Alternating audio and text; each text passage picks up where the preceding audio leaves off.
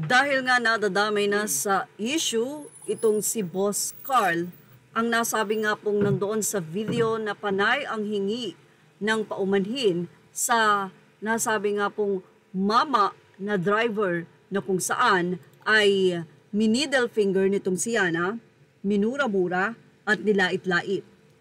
Ayon kay Boss Carl, kinuwento niya na nagkaroon lang sila ng event, niyaya niya itong si Yana and since wala itong motor na gagamitin, kaya ito ay pinahiram niya. So ang gamit-gamit po na yon ng nasabing vlogger na si Yana ay hindi niya motor kundi motor ni Boss Carl. Lagi niyang sinasabihan na walang init ng ulo, something like that.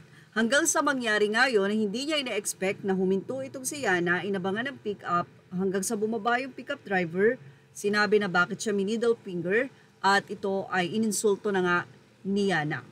But anyway, ayon kay Boss Carl na nadadamay nga sa issue, ipinaliwanag niya na humingi ng tulong sa kanya si Yana dahil nababash na nga ito. Pero from the start, sinabihan niya ito na wag nang i-upload ang nasabing video dahil baka nga mabash. Pero hindi, kaya ko to, say daw nitong si Yana. Kaya yon in-upload niya. But anyway, the twist of the story ay hindi niya ina-expect na ang kanyang nakabangga na tao ay isa palang malaking tao. Napakayaman at hindi niya ina-expect yon.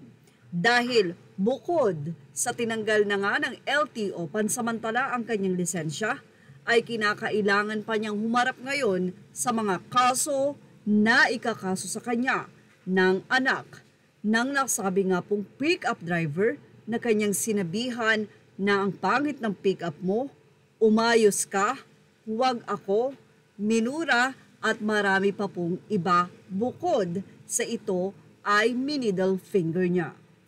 Sumuko na nga si Boss Carl sa tigas ng ulo nitong si Yana at ayon sa kanya, hindi na siya nagkulang dahil lahat na ng pagtulong ay ginawa na niya. Kaya naman ngayon, nakayanan na ang lahat ng desisyon at lahat ng kanyang gagawin para malusutan ang galit ng tao at ng anak ng taong ininsulto niya.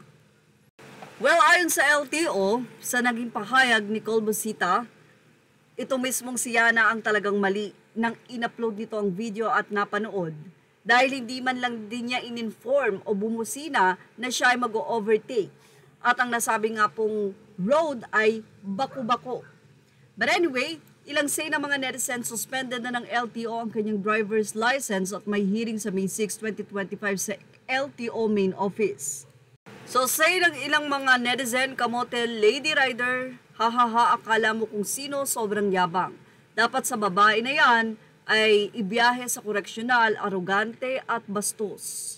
Say pa ng ilan, kaso yung Yana ang mayabang eh. Hiram pa pala ang motor. Maria Gadesa Belen Makaasta, akala mo naka-Ducati, hiram lang pala ang motor na dala. Yung si kuya na may dala ng pick-up, panghakot lang pala ng pangtambak. Rich pala ang family ni kuya, loki lang. Bastos yang si Yana, mayabang pa.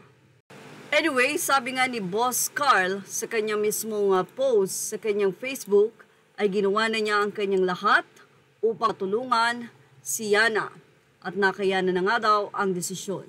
Ang nasabing update ay 14 hours ago sa mismong Facebook page ni Boss Carl upang ipaliwanag ang kanyang sarili. At yan ang ating Showbiz Snap update. Thank you for watching. Images are all credit to the rightful owners. Please like, share, and subscribe.